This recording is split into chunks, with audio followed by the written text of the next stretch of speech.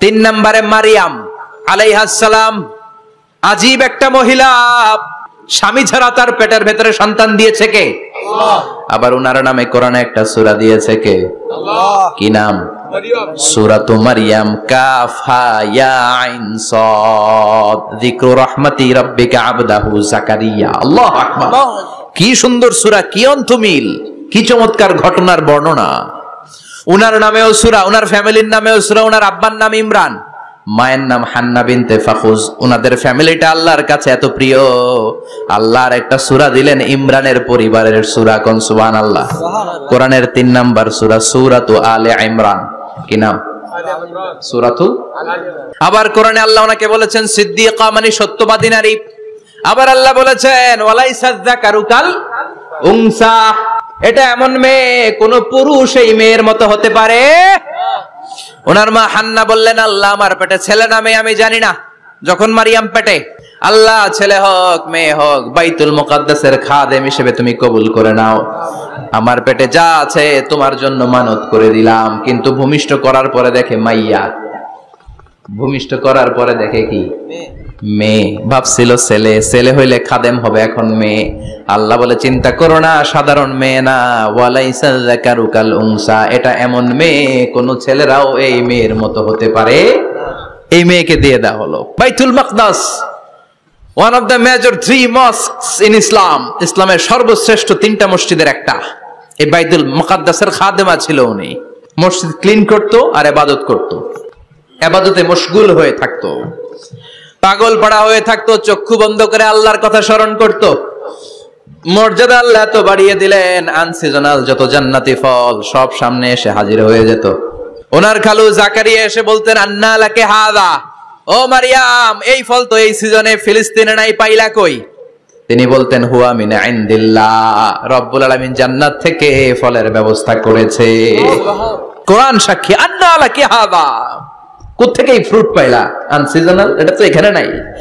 উনি বললেন হুয়া মিন ইনদিল্লাহ, ইন্নাল্লাহা ইয়ারযুকু মান ইয়াশাউ বিগাইরি হিসাব, আল্লাহ এরকম যারে চায় বিগাইরি হিসাব রিজিক দিয়ে থাকে। সুবহানাল্লাহ বলেন। সব সময় আল্লাহর ইবাদত, সব সময় তাহাজ্জুদ, সব সময় জিকির করতেন লা ইলাহা লা ইলাহা ইল্লাল্লাহু মুহাম্মাদুর রাসূলুল্লাহ। ওনার পুরো জীবনের কোন মুহূর্ত আল্লাহর জিকির থেকে খালি যায় নাই, সব সময় ইবাদতে মশগুল, সব সময় কি? তার মানে মারিয়ামের জীবনী থেকে আমাদের শিক্ষা, আমার মায়েরা বোনেরা ইবাদতে মশগুল থাকতে হবে। কিন্তু দুর্ভাগ্যজনক হলেও সত্যি, আমার বোনেরা জি বাংলা নিয়ে মশগুল থাকে। ওনারা মশগুল থাকে ঠিকই, তবে ইবাদত নিয়ে না। কি নিয়ে? কথা কন। জি বাংলা কি এখনো দেশে চলে? স্টার জলসা এগুলো চলে? কিরণমালা, এই সিরিয়াল গুলো চলে? নতুন সিরিয়াল আসছে, নাম কত কয়েকটা, ওয়াজ মাহফিলে বলা লাগবে আমাদের। কি নাম, কি চলে এখন জানো না তুমি? সর্বনাশ, পাগলের মতো মহিলাগুলো বসে থাকে, রাতে দেখতে না পারলে সকালে কাজা কাফার আদায় করে, আছে না নাই? কাজা আদায় করে ফেলে সকালে। খবরদার, জি বাংলা, স্টার জলসা, হিন্দি মুভি নিয়ে মশগুল থাকা যাবে না আমার বোনেরা। আপনিই পারেন আপনার ফ্যামিলিটারে জান্নাতে ফ্যামিলি বানাতে, আপনিই পারেন পরিবারটারে শান্তিময় করতে। নারী ভালো তো পরিবার ভালো। এজন্য মারিয়াম আলাইহিস সালামের জীবনী থেকে আমার বোনদের জন্য শিক্ষা, ঘরের সব কাজ শেষে অবসর যে সময়টা পাবো ইবাদতে মশগুল হয়ে যাব, ঠিক কিনা? ইবাদতে মশগুল থাকার দরকার আছে না নাই? তাহলে মারিয়ামের মতো আপনাদের মর্যাদাও বাড়িয়ে দিবে কে? কয়জনের জীবনী গেল? আর বাকি কয়জন শুনবেন? কষ্ট হচ্ছে? এরপরে বিশ্বনবীর প্রথম বউ খাদিজা। কি সুন্দর নাম, খাদিজা বললে ভালো লাগে না? প্রথম নারী যিনি কালিমা পড়ে ইসলাম ধর্ম গ্রহণ করেছেন, আমাদের আম্মা জান। বিশ্বনবীর প্রথম বউ, 25 বছর বিশ্বনবীর সাথে সংসার করেছেন, 3 বছর বিশ্বনবীর সাথে জেল খেটেছেন, শিয়াবে আবি তালেবে। কেমন বউ? জামাইও জেলখানায়, বউ জেলখানায়। বিশ্বনবীর সবগুলো বাচ্চা সন্তান ছেলে মেয়ে এই মহিলার গর্ভ থেকে এসেছে, একজন ছাড়া ইব্রাহিম। ইব্রাহিম বিশ্বনবীর আরেক বউ মারিয়ার গর্ভে এসেছে, বাকি সব খাদিজার গর্ভে। যে আমরা ফাতেমা, বিশ্বনবীর কন্যার নাম কি? ফাতেমার মায়ের নাম কি? খাদিজা। সুবহানাল্লাহ। ফাতেমা, রুকাইয়া, উম্মে কুলসুম, জায়নাব, এই চারজনের মাই খাদিজা। আবার আব্দুল্লাহ, কাসেম, এদের মায়ের নামও খাদিজা। বিশ্বনবীর সব সন্তান এসেছে খাদিজার পেট থেকে। বরকত বেশি না কম? বিশ্বনবী ভয় পেলে খাদিজার কাছে গেলে ভয় কেটে যেত। সাহস যোগাতেন, শেল্টার দিতেন, ছাতার মতো মাথার উপরে দাঁড়িয়ে থাকতেন। আল্লাহু আকবার। বিশ্বনবী বলতেন, রুজিকতু হুব্বাহা, খাদিজার ভালোবাসা আমার অন্তরে আল্লাহ রিজিক হিসেবে দিয়েছে। আবার বিশ্বনবী বলতেন, আল্লাহ যেই কিয়ামতের দিন বন্ধু বন্ধুরে চিনবে না, ভাই ভাইরে চিনবে না, কেউ কাউরে চিনবে না, ওই কঠিন দিনে আমি আমার খাদিজারে যেন ভুলে না যাই, আমার খাদিজারে যেন দেখা মাত্রই চিনতে পারি এটা আমার খাদিজা। খাদিজাকে নিয়ে মা আয়েশা একদিন একটা কটু কথা বলেছিল। ও নবী, কবে আপনার এই বুড়ি মহিলা, বুড়ি বউ খাদিজা ইন্তেকাল করেছে, তারপরে কত সুন্দরী সুন্দরী বউ আমরা এসেছি, আমার ভালো লাগে না? খালি বুড়ির কথা কন কেন? খালি বুড়ির কথা স্মরণ করেন। আমরা আছি, আমাদের দিকে তাকান, আমরা কত সুন্দরী, আমরা কত ভালো। বিশ্বনবী রেগে গেলেন, মা আয়েশাকে এইভাবে ধরলেন। জীবনে কোনোদিন কোন স্ত্রীর গায়ে হাত তোলে নাই, শুধু ওই দিন মা আয়েশাকে এইভাবে ধরেছিলেন আর বলেছিলেন, আয়েশা খবরদার, জীবনে এই কথা বলবা না। আমার খাদিজা আমার বিপদের দিনের সঙ্গিনী, তোমরা আমার সুখের দিনের সঙ্গিনী। তোমরা কেউ আমার সাথে জেল খাটো নাই, খাদিজা আমার সাথে জেল খেটেছে 3 বছর। কয় বছর? 3 বছর। খাদিজা যখন ইন্তেকাল করলো, বিশ্বনবী কবর দিলেন, দোয়া করলেন আর কাঁদলেন। সাহাবারা দোয়া শেষে চলে যায়। আবু বকর বললেন, নবী কবর দেয়া হলো, খাদিজাকে দোয়া করা হলো, এবার চলেন। বিশ্বনবী তবুও যান না। বিশ্বনবী বললেন, আবু বকর তোমার মনে চাই তুমি ঘরে ফিরে যাও, আমি যাব না, আমি দাঁড়িয়ে থাকবো।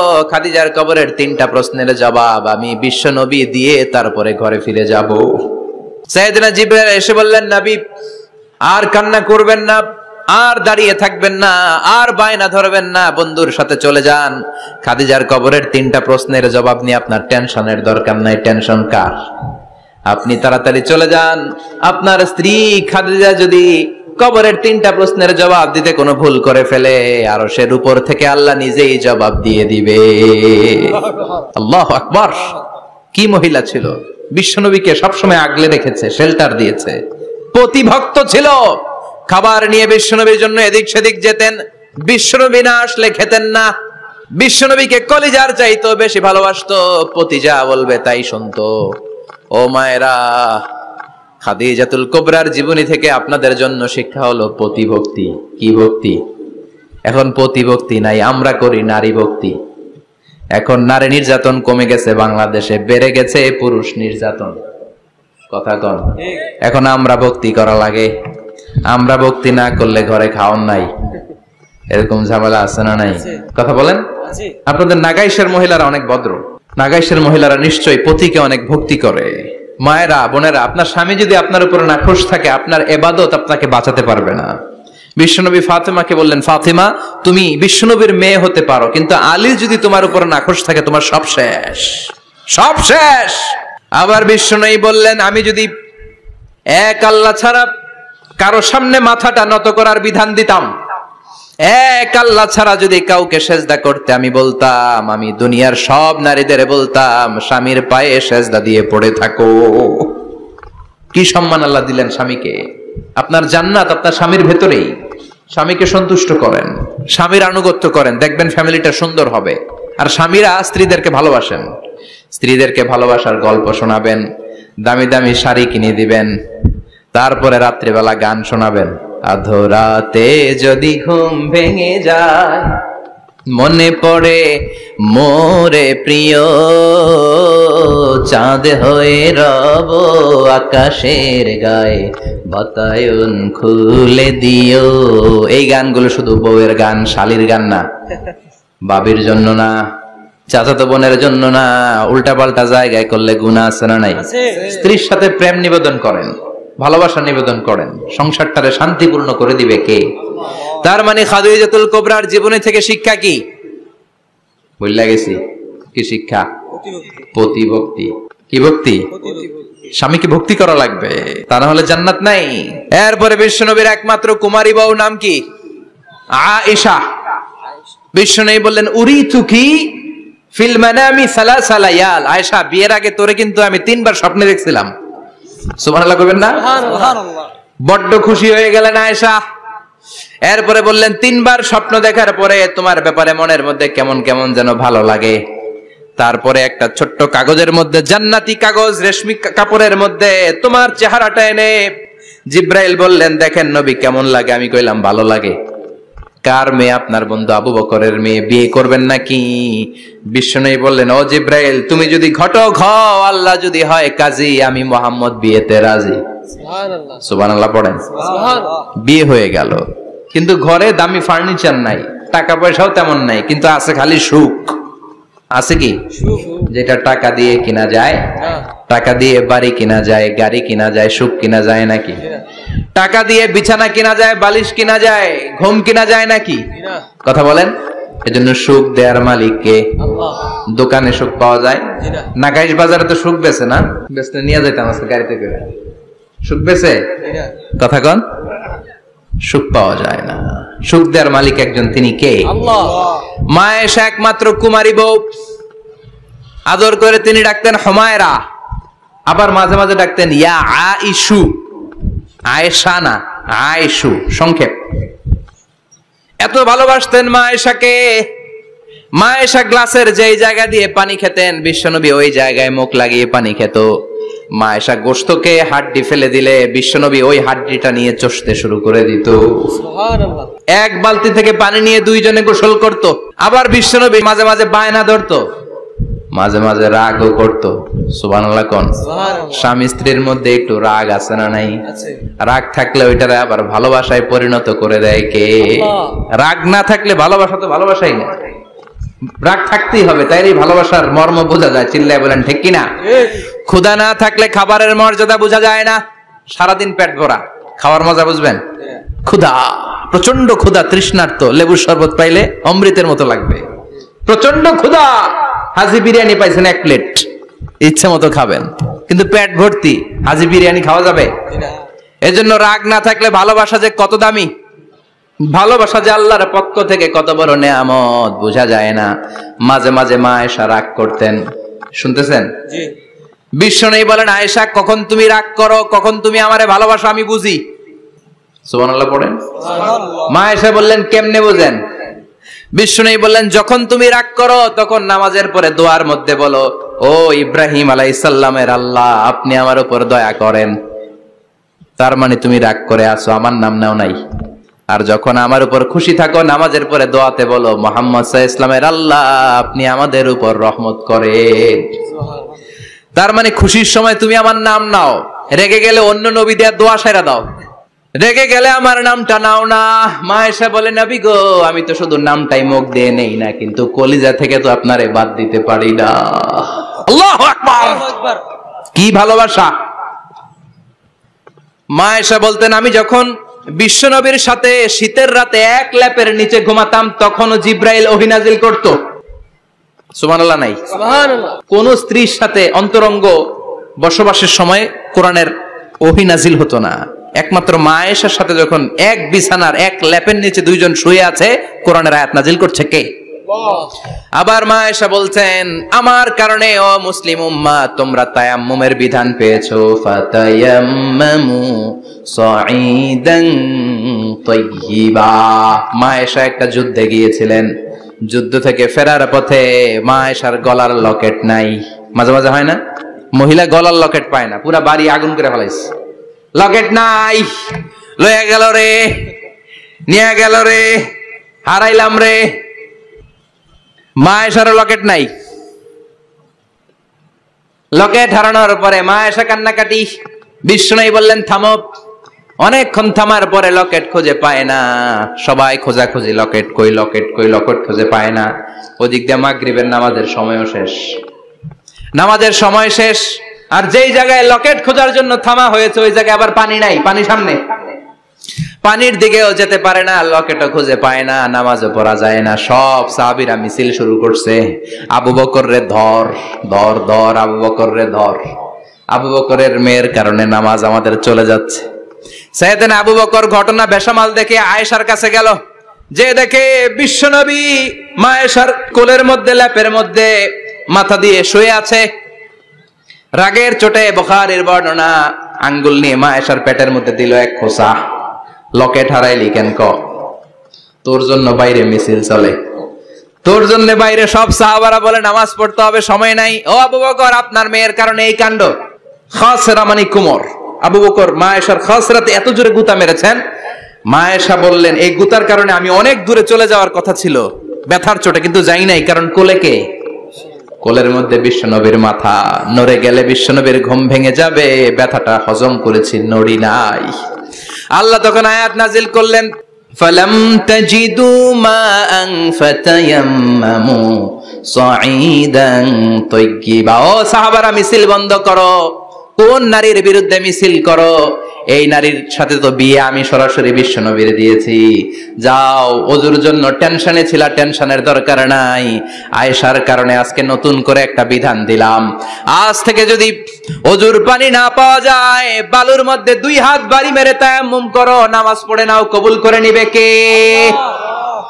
এই মা আয়েশার লকেট হারানোর কারণে তায়াম্মুমের বিধান নাজিল হয়েছে। কোন সুবহানাল্লাহ। মা আয়েশা বলতেন, আমার কোলে মাথা রেখে বিশ্বনবী শেষ নিঃশ্বাস ত্যাগ করেছে, আবার আমার ঘরের মধ্যেই বিশ্বনবীর কবর। সুবহানাল্লাহ।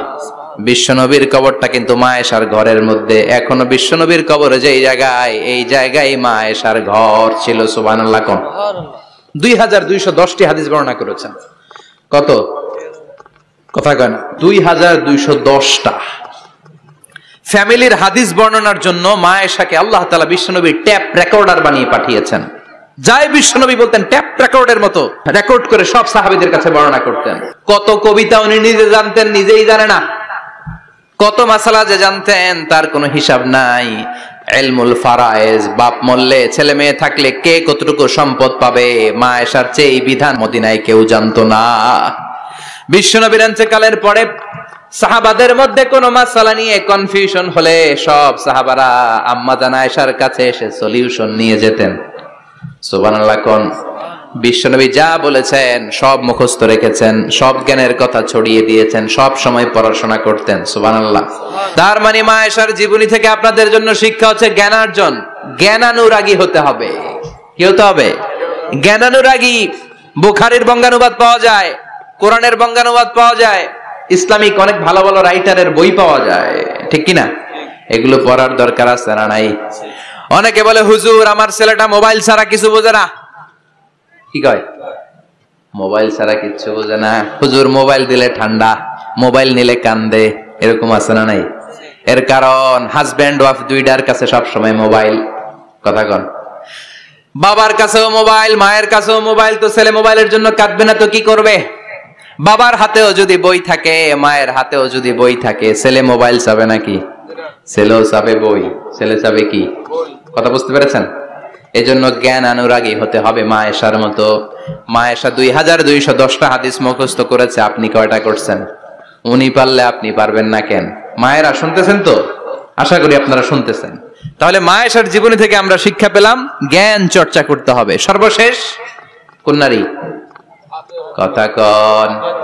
ফাতিমা রাদিয়াল্লাহু তাআলা আনহা, বিশ্বনবীর কলিজার টুকরা। চাচাতো ভাই আলীর সাথে বিয়ে হলো।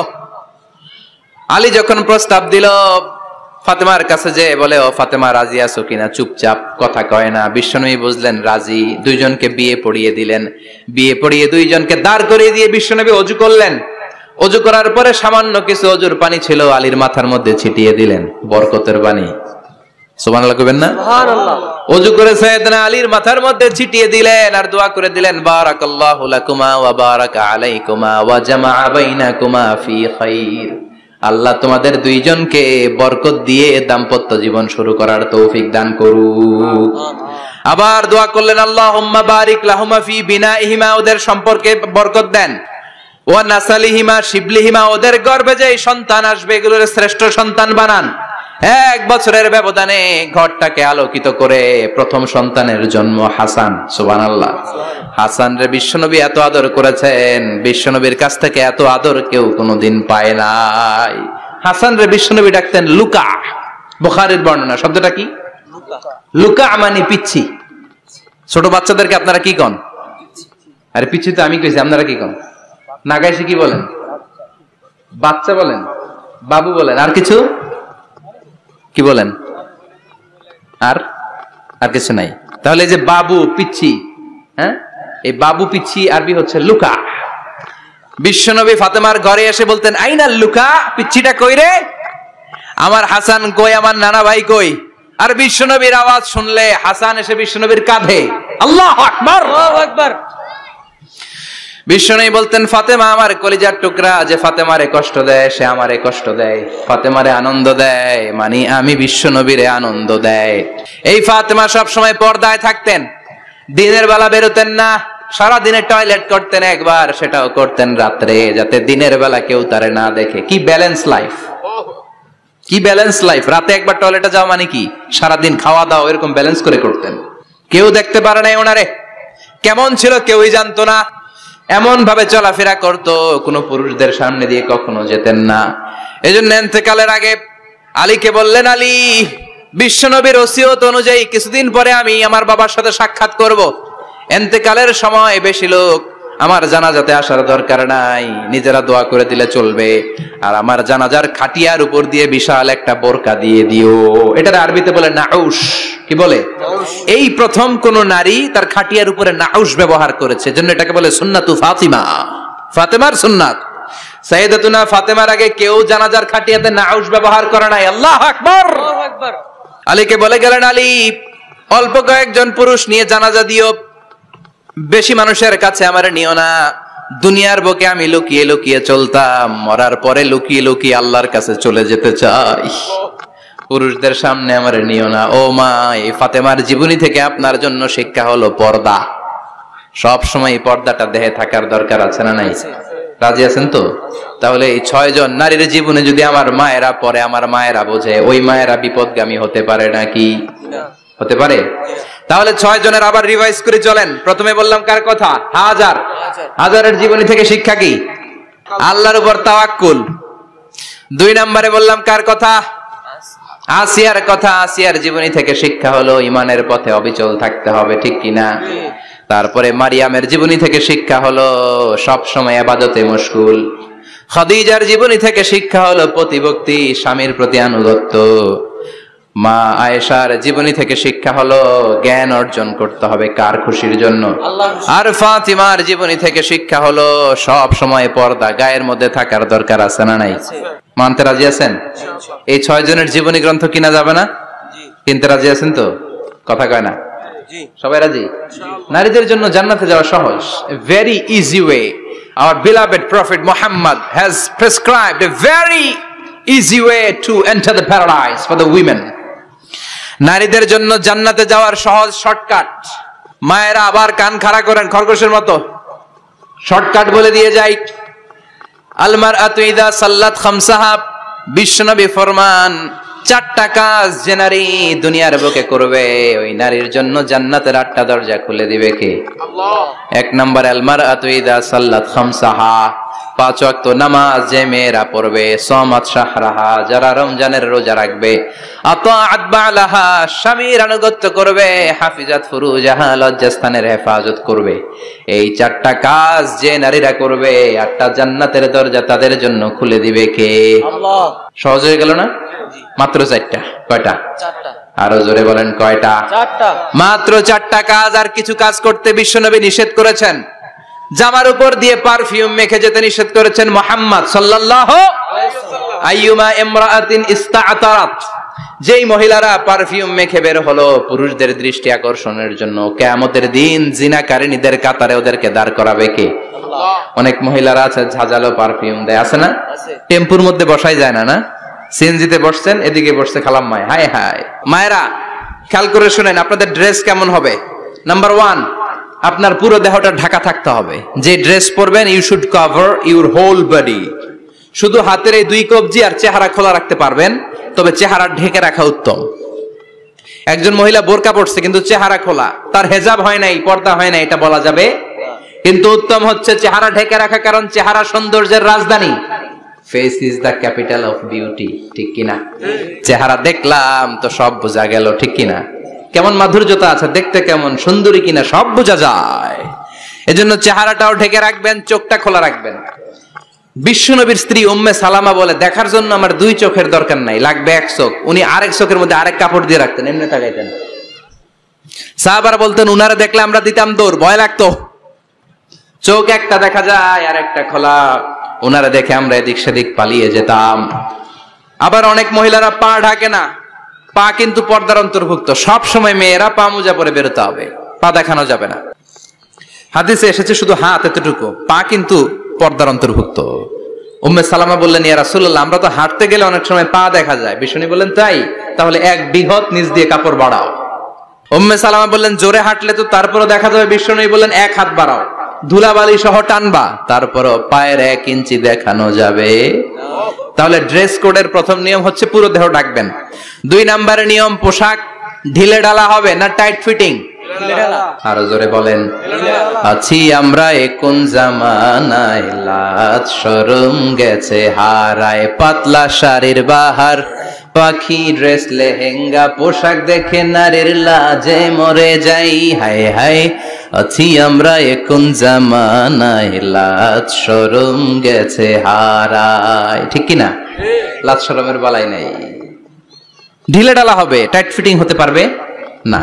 মোটা কাপড়ের হবে, এই যে আমার জুব্বা দেখছেন, আমি মহিলাকে পোশাক পরে ফেলেছি কিন্তু হেরা পরে না, এরকম মোটা হবে। মোটা কাপড়, কিচ্ছু দেখা যায় না, বাইনোকুলার দিয়েও দেখা যাবে না। আবার ঢিলে ঢালা আছে না নাই? আমরা পুরুষরা যে এটা পরি, এটা দিয়ে 3 মহিলার কাপড় হয়। ঠিক কিনা? কাপড় পরতে চায় না তারা, ওদের পোশাক আমরা নিয়ে নিচ্ছি। তার মানে ঢিলে ঢালা হবে, মোটা কাপড়ের হবে, টাইট ফিটিং হতে পারবে। আবার পুরুষদের পোশাক হতে পারবে। এই 4টা নিয়ম মেনে যে যেই ধরনের পোশাক পরেন, চাদর পরেন সমস্যা নাই, শাড়ি পরেন সমস্যা নাই, ব্লাউজ পরলে ফুল হাতা পরবেন সমস্যা নাই, মেক্সি পরলেও সমস্যা নাই, বোরকা পরলেও সমস্যা নাই, কিন্তু পোশাকটা শালীন পোশাক হতে হবে। কি পোশাক? সবাই বলেন, শালীন পোশাক। পুরুষদের পোশাক পরা যাবে না, কারণ বিশ্বনবী লানত করেছেন ওই নারীদেরকে যেই নারীরা পুরুষদের মতো সাজতে চায়। এরকম আছে না নাই? দেখলে বোঝা যায় না কোনটা ছেলে কোনটা মেয়ে, আছে না নাই? ইসলাম যে মর্যাদা আপনাদেরকে দিয়েছে, আর কেউ দিয়েছে নাকি? ইসলাম বলে প্রথম সন্তান কন্যা সন্তান হলে ঘরের মধ্যে বরকত, আছে না নাই? মিন বারাকাতিল মারআতি তাবকিরুহা বিল ইনাস। একটা মেয়ের মধ্যে বরকত বেশি না কম কেমনে বুঝবেন? তার প্রথম সন্তান যদি মেয়ে হয়, তাহলে বুঝবেন এই মেয়েটা বরকতওয়ালা মেয়ে। এই মেয়ে আপনার জীবনে অনেক কিছু নিয়ে আসবে। সুবহানাল্লাহ কইতে পারেন না? সুবহানাল্লাহ। কিন্তু অনেক ডাকাইত আছে, মেয়ে হইলে অখুশি হয়, ছেলে হইলে পাড়ার সবারে জিলাপি খাওয়ায়, পাড়ার সবারে মিষ্টি খাওয়ায়, মেয়ে হইলে কিচ্ছু খাওয়ায় না, আছে না নাই? কিন্তু আমরা মেয়ে হলে খুশি হব।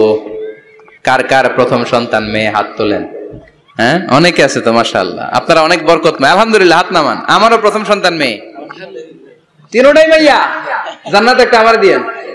তার মানে 3 জান্নাতের মালিক, মাশাআল্লাহ। আল্লাহ বাইরে তুমি কবুল করো। তার মানে কোন ঘরে যখন মেয়ে আসে, আল্লাহ বলে ঘরটা বরকতময়। মেয়েটা যখন বড় হতে শুরু করে, মেয়েটা ভাইয়ের জন্য বরকতময়। মেয়ে যখন বিয়ের উপযুক্ত হয়, বাবার জন্য বরকতময়। 2 মেয়ে মানে বাবার 2 জান্নাত, 3 মেয়ে মানে 3 জান্নাত। সুবহানাল্লাহ। আবার যখন স্বামীর কাছে যায়, ইসলাম বলে ওই স্বামী আল্লাহর কাছে সেরা, যেই স্বামী বউয়ের কাছে সেরা। বউ যদি আপনারে ভালো বলে, আপনি আল্লাহর কাছে ভালো। বউ যদি খারাপ বলে, আপনি আল্লাহর কাছে খারাপ। তার মানে ব্যালেন্স করেছে ইসলাম। স্বামীরও আনুগত্য করতে বলেছে, আবার স্বামীকেও বলেছে স্ত্রীকে ভালোবাসতে। ঠিক কিনা? কথা বলেন। এবার আরেকজনের স্ত্রী, ইসলাম বলে তোমার হাত যদি বউয়ের হাতের সাথে মিলাও, 2 হাতের সগীরা গুনাহ মাফ করে কে? স্ত্রীর দিকে যখন তাকাও, তোমার চোখের সগীরা গুনাহ মাফ করে কে? প্রতি মাসে মাসে স্ত্রীর কাপড় চোপড় আর কসমেটিক্স কেনার জন্য যে টাকাটা দাও, এই টাকাটা সদকা হিসেবে কবুল করবে কে? এবার এই মহিলা গর্ভবতী, ইসলাম বলে সন্তান ভূমিষ্ঠ করতে যে যদি কোনো মা ডেলিভারি কেসে হসপিটালে মারা যায় কিংবা বাসায় মারা যায়, কিয়ামতের দিন ওই মহিলাকে শহীদদের কাতারে দাঁড় করায় দিবে কে? বাচ্চা ভূমিষ্ঠ করতে যে শাহিদা, শহীদদের কাতারে। আর সুন্দর মতো যদি আসে, আল জান্নাতু তাহতা আকদামি উম্মাহাতিকুম, মায়ের পায়ের নিচে সন্তানের বেহেশত, আছে না নাই? জোরে বলেন। এজন্য ইসলাম বলে খবরদার, মায়ের মর্যাদা সবচেয়ে বেশি। এক সাহাবী বললেন, ইয়া রাসূলুল্লাহ, কার সাথে ভালো আচরণ করব? বাবার সাথে নাকি মায়ের সাথে? নবী বললেন, মায়ের সাথে। এরপরে মায়ের সাথে, তারপরে মায়ের সাথে, তারপরে কার সাথে? তারপরে তোমার পিতার সাথে। মায়ের মর্যাদা কয় গুণ বেশি? ওগো মা, তুমি এই ধরনের শ্রেষ্ঠ নিয়ামত, তোমারই পদ তলে রয়েছে জান্নাত। ওগো মা, তুমি এই ধরনের শ্রেষ্ঠ নিয়ামত, তোমারই পদ তলে রয়েছে জান্নাত। সুবহানাল্লাহ। আমি বলি আমাদের পায়ের নিচে থাকে মোজা, জুতা আর বালু, আর মহিলাদের পায়ের নিচে জান্নাত। এই পৃথিবীটারে 1000 বার বিক্রি করলে জান্নাতের একটা চেয়ারের দাম হবে না। সুবহানাল্লাহ পড়েন। আর যেই জান্নাত মায়ের পায়ের নিচে পড়ে আছে, ওই পায়ের দাম বেশি না কম? বেশি। এজন্য মায়েদের সাথে ভালো আচরণ করতে হবে। ইসলাম নারীকে দিয়েছে ইবাদতের অধিকার। নারীরা যদি মহিলা সমাবেশে যেতে চায়, কোনো পুরুষ বাধা দিতে পারবে? নারী যদি মসজিদে নামাজ পড়তে যেতে চায়, বাধা দিতে পারবে? নাগাইশি কি আছে মহিলাদের নামাজের জায়গা? করেন নাই আপনারা? করেন, আস্তে আস্তে করেন, আস্তে আস্তে করতে হবে। তারা অনেক সময় বাইরে বেরোয়, বাসায় আসতে আসতে নামাজের সময় হয়ে গেছে, কই পড়বে নামাজটা? মসজিদে সুযোগ করে দেন, মসজিদে পড়বে। তবে ঘরে পড়া উত্তম, ঘরে পড়লে বেশি সওয়াব। সুবহানাল্লাহ। তার মানে ইবাদতের অধিকার ইসলাম নারীকে দিয়েছে, শিক্ষার্জনের অধিকার। আপনার ছেলেকে স্কুলে পাঠান, শুধু ছেলেকে নয়, আমরা বলি আপনার ছেলেকেও পাঠান, মেয়েকেও পাঠান, ঠিক কিনা? আপনার ছেলেকে মাদ্রাসায় পাঠান, মেয়েকেও পাঠান। শিক্ষা সবার জন্য। বিষ্ণু বলেছেন, আল্লিমু বানাতাকুম সূরাতান নূর, তোমরা তোমাদের মেয়েদেরকে সূরা নূর শিখাও। কোন সূরা? কথা কোন? ও আমার মায়েরা, আপনাদের জন্য রব্বুল আলামিন সব হকের কথা সূরাতুন নূরে বলেছে। আল্লিমু বানাতাকুম সূরাতান নূর, তোমরা তোমাদের নারীদেরকে সূরাতুন নূর শিক্ষা দাও। ও আমার মায়েরা, আজ থেকে সূরাতুন নূরের অর্থ পড়বেন, তাফসীর পড়বেন, ঘরটারে বরকতময় করে দিবে কে? আপনাদের আছে মোহরানার অধিকার। বিয়ে করলে পুরুষ মোহরানা পাবে না, দিবে। কিন্তু আমরা এতগুলা টাকা নিয়ে আসি, ডাকাইত আছে না নাই? সারা জীবন মেয়েটারে লালন পালন করলো, একটা মেয়ে হলো একটা বাবার কলিজা। মেয়ে দিয়ে দিল মানে বাবা কলিজা ছিঁড়ে দিল, আর কি চাস? ডাকাত, ফকির কোথাকার। খবরদার, বিয়ের মধ্যে 1 টাকা যদি তুমি যৌতুক খাও, কিয়ামতের দিন আল্লাহ তোমারে ছাড়বে। যৌতুকের সাথে ইসলামের কোনো সম্পর্ক নাই। যৌতুকের সাথে সম্পর্ক নাই। যৌতুক খেলে ডবল গুনাহ। যৌতুক খাওয়া ততটা অপরাধ, কুকুরের গোশত খেলে যত অপরাধ, এর চেয়ে বেশি অপরাধ। কুকুরের গোশত খেলে 1 গুনাহ, হারাম খাওয়ার গুনাহ। যৌতুক খেলে 2 গুনাহ, 1 হারাম খাওয়ার গুনাহ, 2 শ্বশুরবাড়ির উপর জুলুম করার গুনাহ। চিল্লা এখন ঠিক কিনা? এরপরে ইসলাম নারীকে দিল ভালো আচরণ পাওয়ার অধিকার। ইসলাম নারীকে দিল বাবার সম্পদে উত্তরাধিকারের অধিকার। একজন বাবা ইন্তেকালের আগে ছেলেকে যদ্দুর দিবে, মেয়েকে তার অর্ধেক দিতে হবে। যেরকম ঠিক কিনা? নাগাইশের বাবারা কি করে? দেয় তো? নাগাইশ এলাকায় কি হয়? ছেলেরে 2 কাটা দিলে মেয়ের 1 কাটা দেয় না? কদ্দুর দেয়? দেয় না। হ্যাঁ, ডাকাইত। ওই যে কয় ডাকাইত। আবার কই সুবহানাল্লাহ। নাউজুবিল্লাহ কও বেটা। নাউজুবিল্লাহ। ছেলেকে যদ্দুর দিবেন, মেয়েকে অর্ধেক। ইউসিকুমুল্লাহু ফি আওলাদিকুম লিযযাকারি মিসলু হাযযিল উনসায়াইন। ও আমার বাবারা, সম্পদ হলো হাতের ময়লা, আপনি চলে যাবেন, সম্পদ থেকে যাবে। ছেলেরে যদ্দুর দিবেন, মেয়েরে অর্ধেক। কার কথা? মানতে রাজি আছেন তো?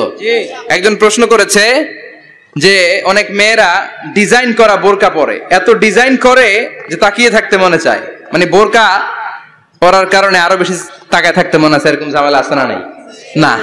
এরকম ঝিলিমিলি বিভিন্ন ধরনের ডিজাইন করা, অতিমাত্রায় ডিজাইন, যেটা মানুষের দৃষ্টি আকর্ষণ করতে পারে, এরকম বোরকা পরা যাবে না। বোরকা হতে হবে ঢিলে ঢালা, বোরকা হতে হবে মোটা কাপড়ের, বোরকা হতে হবে আপনার সেফ গার্ড। ওই বোরকায় যদি আপনার সর্বনাশের কারণ হয়, তাহলে তো এই বোরকা দিয়ে কোনো লাভ নাই। চিল্লা এখন ঠিক কিনা?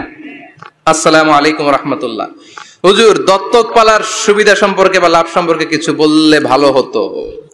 দত্তক পালা জায়েজ আছে, ইয়াতিম হিসেবে পালবেন। বিশ্বনবী বলতেন, আনা ওয়া কাফিলুল ইয়াতীমি ইয়াউমাল কিয়ামাতি কাহাতাইন। আমি আর যারা ইয়াতিম পেলেছে তারা 2 জন একসাথে এইভাবে থাকবো। আমি এই রুমে, ইয়াতিমের রক্ষণাবেক্ষণকারী এই রুমে। সুবহানাল্লাহ। নবীর সাথে থাকবেন। তবে যেই ছেলেটাকে নিয়ে আসবেন, তাকে আপনার ছেলে হিসেবে পরিচয় দেওয়া যাবে না, সে আপনাকে বাবা ডাকতে পারবে না, সে আপনাকে চাচা ডাকবে, আঙ্কেল ডাকবে, খালু ডাকবে, যা মন চায় ডাকবে। আপনাকে আব্বা এটা বলতে পারবে না, সে বলতে পারবে চাচা, সে বলতে পারবে খালু, সে বলতে পারবে মামা।